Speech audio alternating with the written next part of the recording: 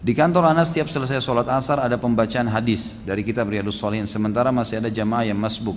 Apakah boleh Ustadz kami membaca hadis tersebut sementara jamaah terus berdatangan dan sholat? Kalau memang dianggap itu penting, darurat, maka boleh-boleh saja setahu saya. Allahu alam.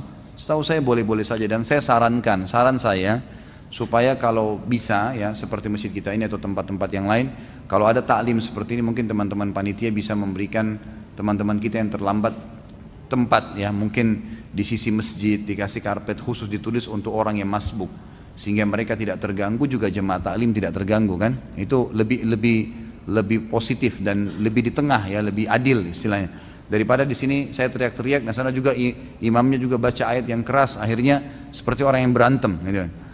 Jadi lebih baik diatur seperti itu. Kalau antum melihat membaca Riyadhus Shalihin ini penting karena itu adalah ilmu, dan kalau tidak seperti itu maka mungkin orang-orang tidak akan menuntut ilmu, maka boleh dibacakan, tidak ada masalah gitu kan.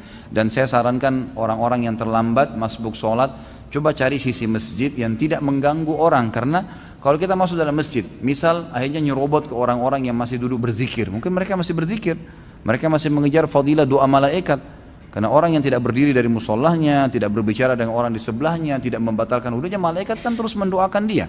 Makanya ada orang duduk menunggu berzikir.